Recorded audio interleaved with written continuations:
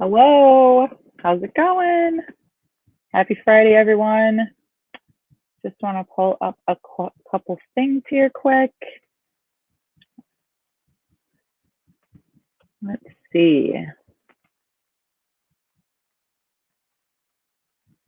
Had some notes for you guys, and I'm really excited to talk about this one because I think it's important. A lot of businesses and entrepreneurs have been having to adjust and shift to the current environment, either because they're online already and they have to make some tweaks and adjustments to their business, or because somebody is maybe having a business that's a brick and mortar, live and in person, and because of the pandemic, they've had to adjust it a little bit.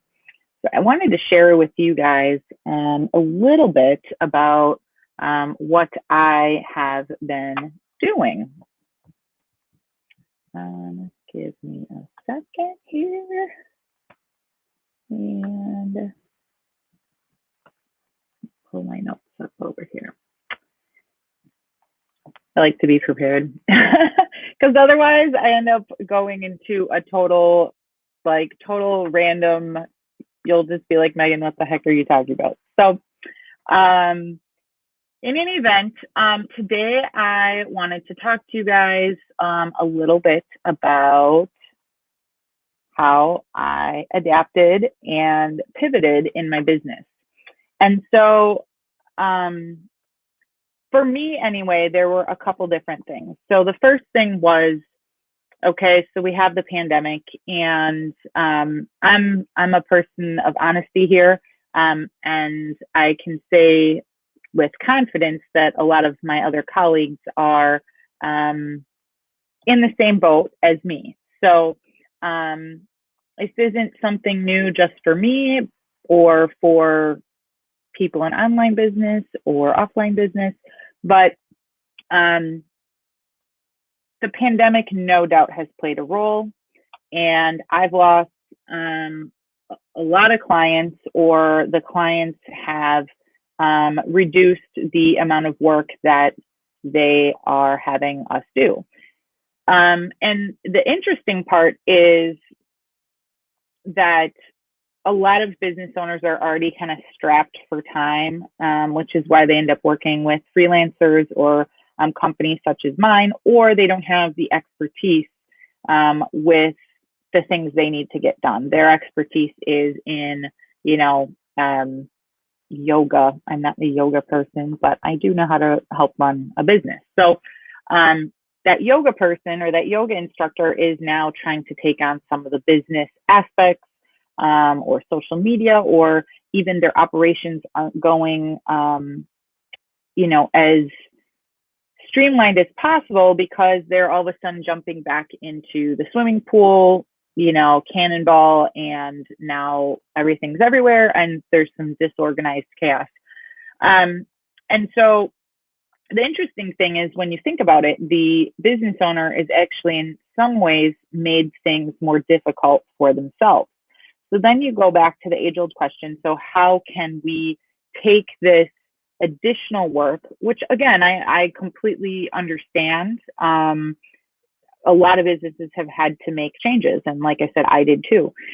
But how can we better operate where it's not as draining on us? And that's what this pivot is all about. At least that was the pivot for me. So I still wanted to continue to help my clients, and I still do. We still service them, still doing a variety of things. But interesting enough, one area of my business that pivoted, and it actually was kind of starting to get going just before the pandemic, but was online courses and helping others create online courses. So that was the biggest pivot for me. Is I ended up changing my focus from services for business support to how can I support a business in a different way, because their needs have now changed. So when you're thinking about your own business and you're thinking about clients, think about what's changed for them. Do they have to take on some of these extra things? Are those extra things things that you can examine and evaluate and say, okay, well, I may have been focusing on A, but now I have a way that I can focus in on B, and that plays a part of this new problem that the client or customer is having. So in my case, a lot of offline businesses or even online businesses, they needed to generate income. You know, we might love what we do, but we're all in business to make money. We're not, doing this as a hobby. And I certainly hope you wouldn't be doing it as a hobby. Go find another hobby. So, but so the businesses all want to make money. I want to make money. You want to make money. We all want to make money. But how do we have that happen quicker and faster? And so if you're losing money, and again, let's just go back to the example of a yoga instructor. How do you get your instruction and your tips and your training out of the studio and into the hands of people that either can't make it to the studio because they are more cautious because of the pandemic? They don't feel comfortable wearing a mask at your studio or at the gym. How do you get to those people? How do you help those people? How do you help people that aren't in your local area? And so this is where my pivot happened when I started examining and thinking about all these things, is that was another way that I could not only help, this yoga instructor, let's say, I could help her or him by pulling together their resources and their expertise and their training and taking that and putting it into an online course. Now you'll see, in this example, the yoga instructor example, you'll see that there are people that have, or companies that have apps on your phone, and but there's obviously pros and cons for everybody on what works for them. So I'm also, kind of on a side note, I'm a big proponent of there's no competition. And not that there aren't other people that do what you do, but there are people that vibe more with you and your personality and what you bring to the table versus somebody else. So if somebody's working with me, they're working with me because we connect in some way, shape, or form, or I can speak to the person that I'm working with in a way that makes sense to them. Like I said, there's a lot of other people that do what I do and what our team does, but it just depends on how you match up. The same thing, it's no different than a gym or a fitness instructor. I've had fitness instructors before where I just did not jive with their personality, and they have the same skill set as the other person that I was working with. So that doesn't mean either of them are better or worse. It just means that one was a better fit for me than the other. So again, I go back to the no competition. But at the end of the day, right, so I was talking about these fitness apps. I keep using fitness as like an example. But if you are a fitness instructor and you say, well, there's all these apps on, Google Play and the App Store and all this stuff, why me? Well, here's the thing. You already have clients and referrals are good. So those clients, they may still participate with you in an offline training, even if they're still coming to the gym, because maybe their kid got sick that day and maybe they still want your help and they can't come into your studio, but they still want to take advantage of working with you. So these are little things where when you look at the clients that you're working with or your ideal client, what are their new issues in light of how the world has changed right now? Pandemic or not, there's still things that are going to remain the same from the perspective of how the world's operating. Even when the pandemic is under control and we're in a better place stability-wise, not just in the US, but internationally, once that's, let's call it normal, some of these new norms are still going to be there. It's already happening. There's already companies that I know that were all about working in the office and being there in person. And no doubt there's definitely jobs out there that require that. You can't be an assembly worker working from home. So no doubt that there's that kind of stuff, but there are quite a few jobs and businesses that can operate completely independent of having an office space. And so I'm seeing this over and over and over again with businesses. Just in the last week, I've heard about 7 businesses that had their employees working from home, and it's been like almost a year now since they've been doing that, and they decided that long term that was their plan, is they were going to continue to do that, and get rid of their office space, and it was a much better kind of work-life balance for the employees. The employees liked it a lot more. This is like my jam since day one, over 10 years ago. And no doubt you need the personal interaction. Anyway, I'm getting a little off track here. So for me, one of the ways that I successfully pivoted the business is to help people bring their businesses from offline to online, or develop their online business through digital products and courses. So that was me taking my skill set, and instead of offering those skills, teaching those skills. And it has become such a critical part of online business now too. So many coaches, so many services, service-based businesses are all starting to develop digital products. Now, digital products could be a training course with videos. It could be checklists. It could be an email series. There's so many different ways to go about the teaching and the length, and whether it's shorter or longer or whatever. But that was a significant pivot in my business. I still do services, but the focus of the business has been primarily now on helping people create digital products and courses and solve that new problem that a lot of them are having. So how is it now? Now it's freaking awesome. It was awesome before, but it's freaking awesome because I see results quicker for my clients. Services are great from a support perspective, and even some of the clients that I work with that we do work on a one-off basis on a project where I come in and I kind of audit the business and find ways to streamline processes. Once we get those in place, it's a pretty quick, I don't say fix because it's a dangerous term to use, but you can see results pretty quickly. But with a course, you can see relief on a client's face. You can see excitement in their face about expanding the business and the possibilities, and the increases in revenue.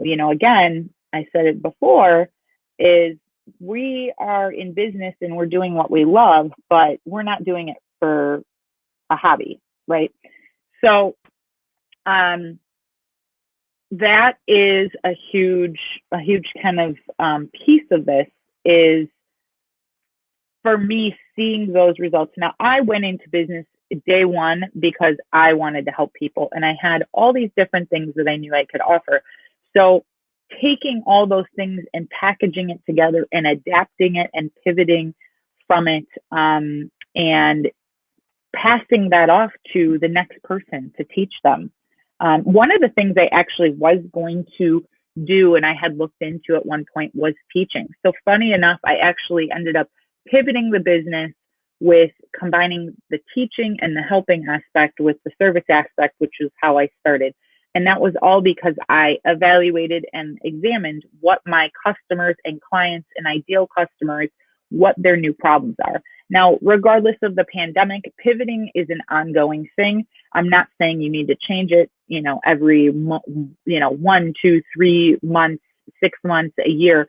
There still can be some consistency, but you have to be very aware of the environment and the target market that you are servicing. Things change. I have a client who, I shouldn't say client, I have a colleague, misspoke. I have a colleague that's a graphic designer, and she began losing clients left and right over the course of the last, I'd say, 5 years. Not just graphic designer, but also website designer and coder. Well, what happened is that, this is just an example of pivoting, is what happened in the last, I'd say, 3 to 5 years.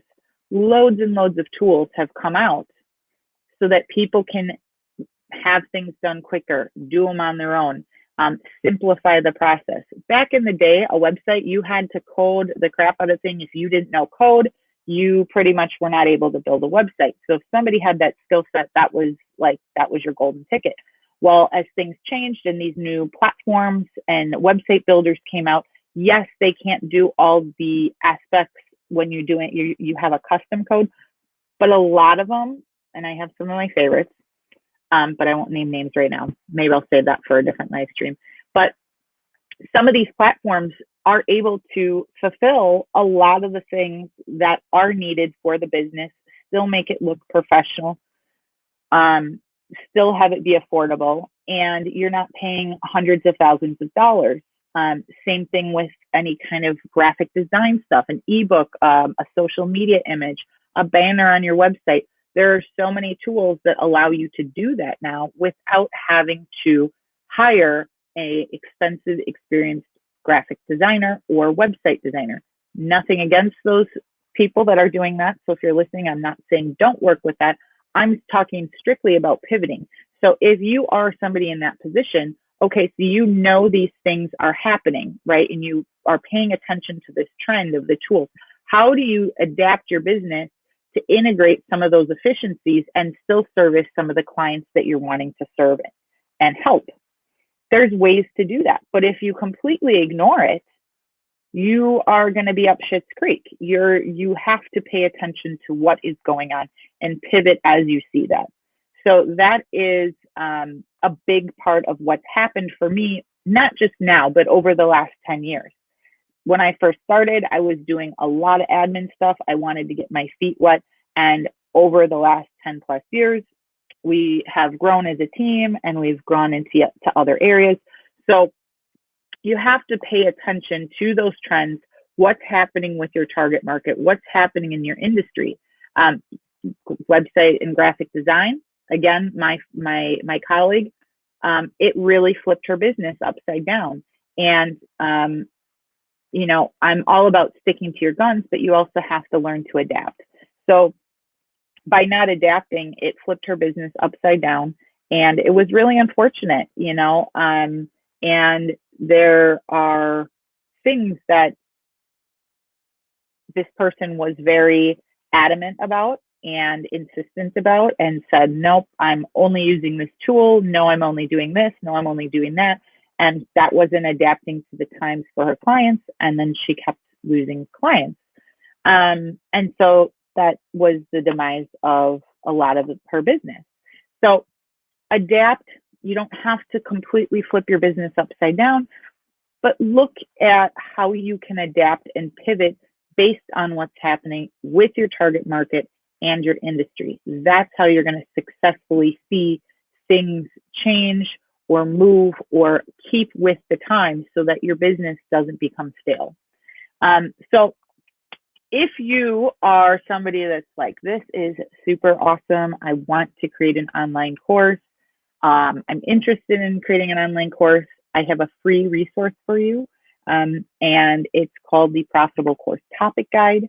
I put it together. It's totally free. There's a short video explaining the how-to guide that I put together, and it is completely free.